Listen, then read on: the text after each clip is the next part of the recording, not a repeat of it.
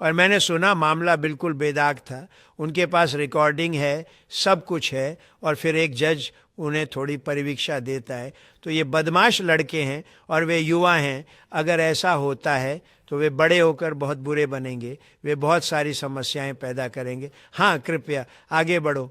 Sir, Sanjay बाला अभी भारत से लौटे हैं। प्रधानमंत्री मोदी और अन्यों से क्या बात हुई? हाँ।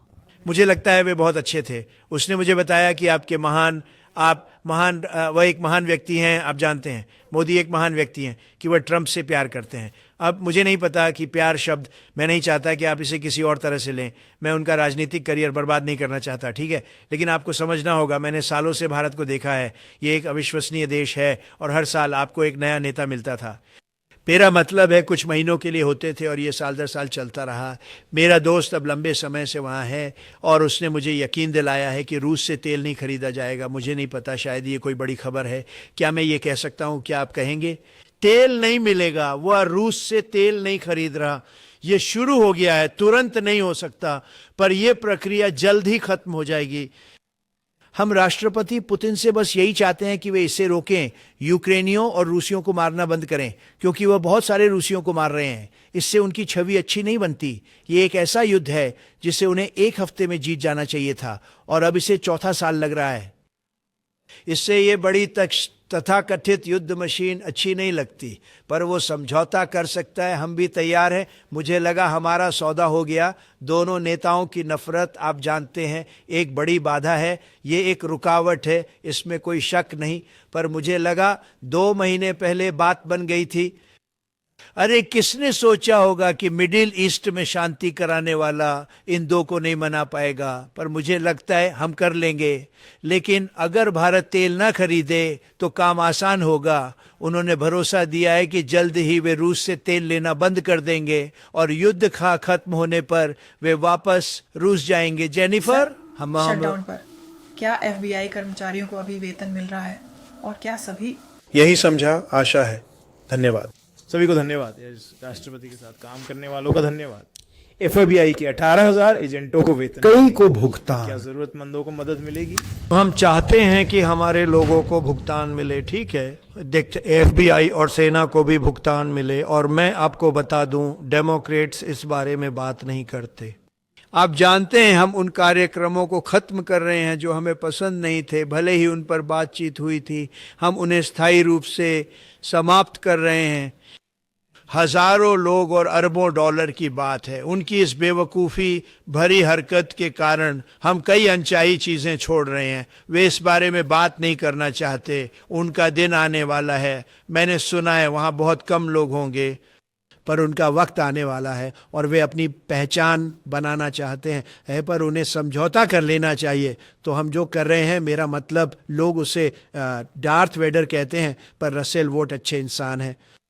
लेकिन रसेल वोट वास्तव में डेमोक्रेट्स की कई परियोजनाओं को ख़त्म कर रहे हैं। यहाँ सिर्फ नौकरियों की बात नहीं है। मेरा मतलब मैनहट्टन और न्यूयॉर्क के प्रोजेक्ट्स, ये अरबों डॉलर के हैं जिन्हें पाने में शूमर को 20 साल लगे। इन्हें बंद कर दिया गया है। उन्हें बताओ ये रद्द है। जेनिफर, ठीक है। अध्यक्ष सर, मृत बंधकों की वापसी की गति पर आपकी क्या समझ है? क्या आप इस प्रक्रिया से संतुष्ट हैं? वे उन्हें ढूंढ रहे हैं, बिल्कुल ढूंढ रहे हैं, ताकि बंधक वापस मिल सकें। आज वे कुछ और लाए। ये खौफनाक है। मुझे इस पर बात करना पसंद नहीं, पर वे खुदाई कर रहे हैं और उन्हें कई शव मिल रहे हैं।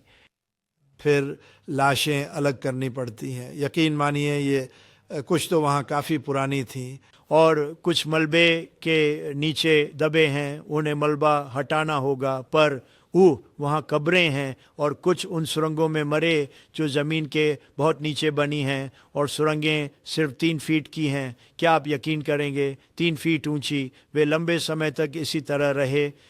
यह एक भयानक भयानक अत्याचार है। उसी समय इज़राइल, मुझे उनके हर काम का पता था लगभग।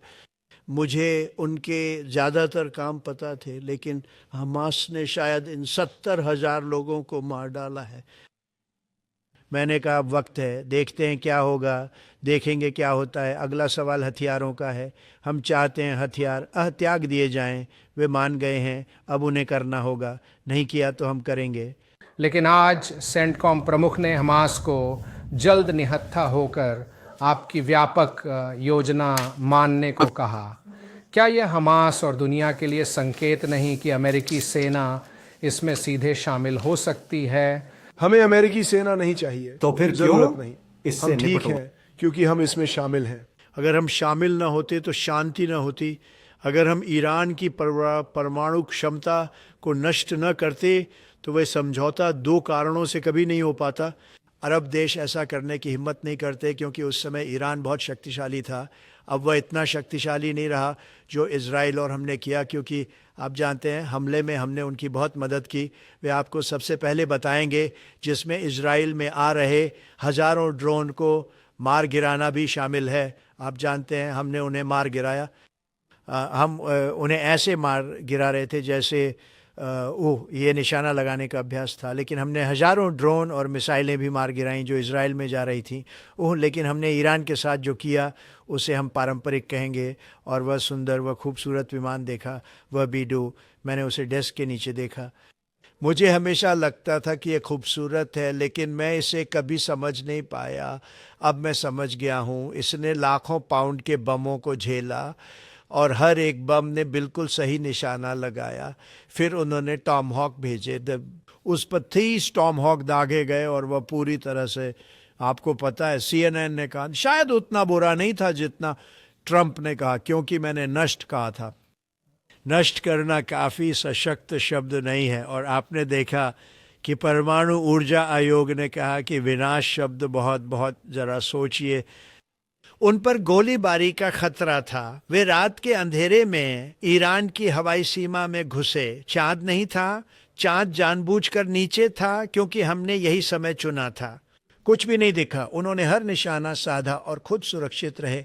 किसी ने विमान नहीं देखा, वह स्टील्थ है, किसी ने नहीं देखा। इसमें दिक्कत यह है कि आज ये गुप्त हो सकता है लेकिन कल नहीं होगा। और हमने अभी अभी लगभग 20 बिल्कुल नए B-2 बॉम्बर का ऑर्डर दिया है। ये एक हथियार के तौर पर अविश्वसनीय है। मैं पुतिन को जानता हूँ। जब मैं अलास्का में उनके साथ सवारी कर रहा था तो हम उनमें से कई के पास से गुजरे और उन्होंने कहा उसने सच में कमाल कर दिया। मैंने कहा हाँ वाकई ये अद्भुत है, उड़ने वाला पंख। लेकिन आपको अभी भी गाजा में अमेरिकी सेना की कोई वजह नहीं दिखती? नहीं, मैं ऐसा नहीं मानता। हम इसे अच्छे से संभाल लेंगे, हम इजराइल की मदद करेंगे। लेकिन अन्य देश भी हैं जिन्होंने हस्ताक्षर किए। उनमें से कई बहुत शक्तिशाली सैन्य शक्तियां हैं और हमास का कोई समर्थन नहीं। हमास को ईरान का समर्थन था और अब ईरान कहता है हमें मत फंसाओ। पिछली बार जब उन्हें फंसाया तो अच्छा नहीं रहा, तो उन्हें ईरान का समर्थन था। आज ईरान है, वे जीवित रहने की कोशिश कर रहे हैं ना। जब मैंने 2 हफ्ते पहले खबरें सुनी कि ईरान परमाणु हथियार बनाना चाहता है, मैंने कहा चिंता मत करो, परमाणु हथियारों से पहले उन्हें बहुत कुछ करना है। मैंने कहा सबसे आखिरी काम परमाणु हथियार बनाना होगा। ऐसा नहीं हुआ। और अगर उन्होंने परमाणु हथियार बनाया भी तो करीब पहुंचने से पहले ही उस जगह पर हमला होता और उसे मिटा दिया जाता। हाँ, राष्ट्रपति महोदय, राष्ट्रपति महोदय, राष्ट्रपति जी, आप कुछ हफ्तों में राष्ट्रपति शी से मिल रहे हैं। अगर उस बैठक में कोई समझौता नहीं होता तो क्या चीन के साथ एक लंबी व्यापार जंग होगी? खैर अब आप उसी में हैं। देखिए, हमारे पास 100% शुल्क है। अगर हमारे पास शुल्क नहीं होते तो हमारा कुछ भी नहीं होता, हमारा कोई बचाव नहीं होता। उन्होंने हम पर शुल्क लगाए हैं, लेकिन उस कुर्सी पर कभी कोई ऐसा नहीं बैठा जिसने ऐसा करने की ज़रूरत महसूस की। और उन्होंने हमें $37 ट्रिलियन के कर्ज में रहने दिया है, वगैरह वगैरह।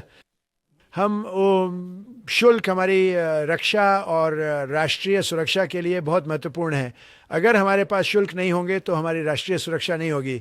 उदाहरण के तौर पर अगर आप पाकिस्तान और ईरान को देखें तो मैंने उनसे कहा, मैं ईरान के साथ एक व्यापार समझौते पर बातचीत कर रहा था और पाकिस्तान भी कतार में था, और टैरिफ के कारण वे सभी बहुत अलग तरीके से बातचीत करना चाहते हैं और हमारी अच्छी बात बन रही थी। फिर मैंने सुना कि वे एक दूसरे पर गोली चला रहे हैं और मैंने अपनी एक बातचीत में कहा, क्या तुम लोग युद्ध करोगे? 2 परमाणु शक्तियां, हम सोच रहे हैं। मैंने कहा बात यह है, अगर तुम युद्ध करते हो तो मैं 200% टैरिफ लगाऊंगा, मैं तुम्हें अमेरिका में कोई भी व्यवसाय करने से रोक दूंगा। मैंने उन दोनों से कहा।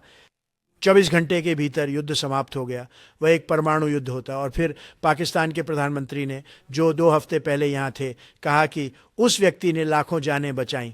उन्होंने लोगों के पूरे समूह के सामने, क्योंकि उन्हें लगा था कि युद्ध होगा।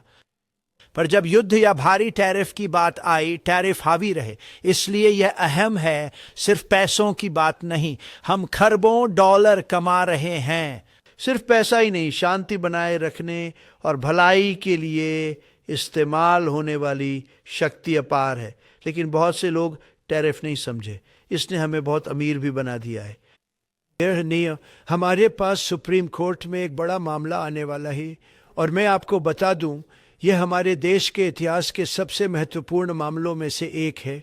क्योंकि अगर हम वह मामला नहीं जीतते हैं तो हम आने वाले कई सालों तक एक कमज़ोर, परेशान वित्तीय गड़बड़ी में रहेंगे।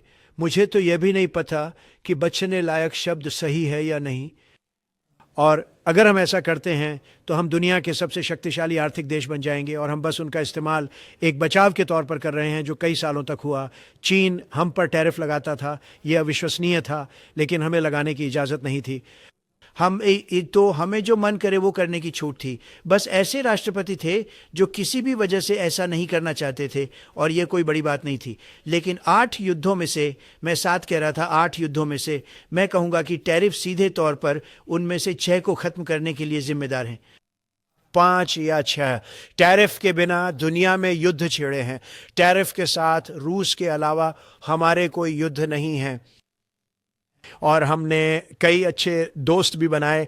टैरिफ हमारे राष्ट्रीय सुरक्षा के लिए बहुत ज़रूरी है। अगर टैरिफ नहीं है तो राष्ट्रीय सुरक्षा नहीं है। हमारा देश इतना भुगतेगा कि, क्योंकि वे हम पर बहुत सख्ती बरतते हैं। उदाहरण के लिए यूरोपीय संघ, वे हमारी गाड़ियां, कृषि उपज या कुछ भी नहीं लेते, लेकिन अपनी गाड़ियां भेजते हैं। मर्सिडीज़, BMW, फॉक्सवैगन, लाखों की संख्या में। हम कोई गाड़ियां नहीं भेजते, वे उन्हें नहीं लेते। वे हमारे कृषि उत्पादों पर शुल्क लगा रहे थे। वे हमारी कृषि नहीं लेते, अपने किसानों से ही करवाना चाहते हैं। मैं यह समझता हूँ, लेकिन यह बहुत अनुचित था। वे टैरिफ का इस्तेमाल कर रहे हैं। हमने नहीं किया, पर मैंने किया। और अब हमने यूरोप के साथ एक बेहतरीन समझौता किया है। वे हमें 650 अरब डॉलर देते हैं, और हमने इसे बराबर कर दिया है। ये देखना वाकई अच्छी बात है, और आपको समझना होगा उन सभी ने हस्ताक्षर किए हैं। जापान, दक्षिण कोरिया। मेरा मतलब है, दक्षिण कोरिया ने 350 अरब डॉलर पहले ही दिए, जापान ने 650 अरब डॉलर दिए, और वे सब सहमत हैं, वे सब खुश हैं। लेकिन पहले ये पूरी तरह से लूट था, और अगर टैरिफ का उपयोग न करें तो राष्ट्रीय सुरक्षा नहीं, इस देश की वित्तीय सुरक्षा नहीं होगी, हमारी राष्ट्रीय सुरक्षा नहीं होगी। और जिन लोगों ने मुकदमा दायर किया है, वे विदेशी ताकतों से जुड़े हैं, जिनके साथ अब निष्पक्ष व्यवहार हो रहा है, बजाय इसके कि वे हमें लूटते और बर्बाद करते रहें। तो अगर हमें वो इस्तेमाल करने की इजाज़त नहीं है जो दूसरे हमारे खिलाफ इस्तेमाल करते हैं, तो कोई बचाव नहीं है। अमेरिका के लिए यह विनाशकारी होगा। इसलिए मैं इसे देखने सुप्रीम कोर्ट जाऊंगा। मैंने ऐसा कभी नहीं किया, जबकि मेरे पास बड़े मामले थे।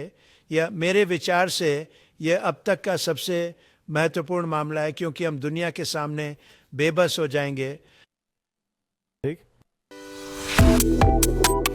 Subscribe to One India and never miss an update. Download the One India app now.